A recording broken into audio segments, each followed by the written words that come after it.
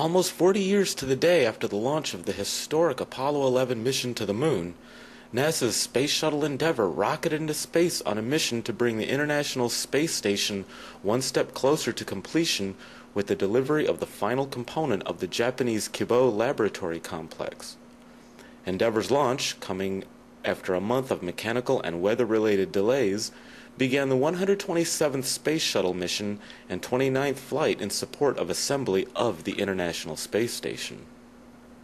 The sound suppression water system has been activated, protecting Endeavour and the launch pad from acoustical energy. We're go for main engine start. We have main engine start. 4, 3, 2, 1. Booster ignition and liftoff of Endeavour, completing Kibo and fulfilling Japan's hope for an out-of-this-world space laboratory. Houston, Endeavour, roll program. Roger, roll, Endeavour. This is Mission Control Houston. Endeavour's roll maneuver is being completed. It's now going into a heads-down position on track for its flight to the International Space Station. Flying at 400 miles per hour, 1 mile in altitude and 7 miles downrange already from the Kennedy Space Center.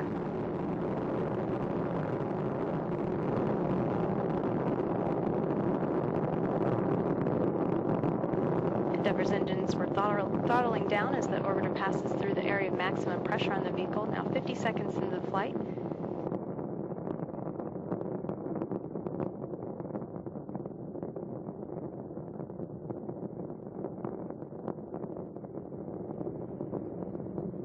Endeavour, go at throttle up.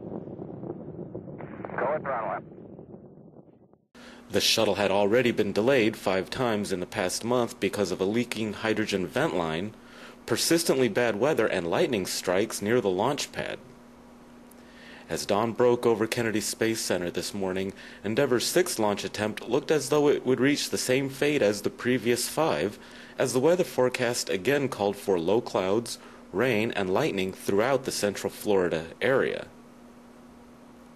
However, the weather cleared, and at 6:03 and 10 seconds p.m. Eastern Time, Endeavour rocketed into space, racing through thin, hazy clouds that formed an impressive vapor cone around the vehicle as it broke the sound barrier. A camera mounted on the outside of the orange external fuel tank captured the view of the vehicle piercing the clouds and burn out in separation of the solid rocket boosters 2 minutes and 7 seconds after launch. The camera also clearly showed numerous pieces of foam insulation or ice peeling away from the external tank, and at least for several of the pieces, striking the delicate heat shield tiles on the underside of the orbiter. While debris shedding events are not uncommon, if it occurs between approximately 1 minute and 2 minutes into flight, these strikes are of particular concern. During that time period, the vehicle is traveling very fast, but is still inside the discernible atmosphere and accelerating. Debris that strips away decelerates very quickly, creating a large velocity differential between the debris and the shuttle. As a result, any debris that hits the shuttle will hit it with a relative velocity of hundreds of miles per hour. NASA managers say that today's foam losses, while apparently more numerous than usual, don't appear at first glance to have caused damage anywhere near serious enough to threaten the safety of Endeavour or the STS-127 astronauts. However, NASA won't be able to clear the orbiter for re-entry until after the Flight Day 2 thermal protection system inspections using the shuttle's robot arm and orbiter boom sensor system, as well as analysis of high-resolution digital photographs the station crew will take while STS-127 Commander Mark Polanski performs the rendezvous pitch maneuver backflip shortly before Endeavour docks with the International Space Station.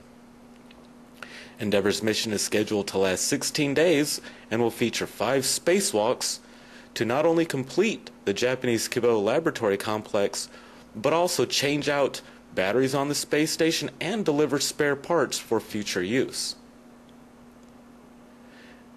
Thank you for watching today's Daily Space Update. If you'd like to watch our archive of podcasts, please visit us at dailyspaceupdate.com.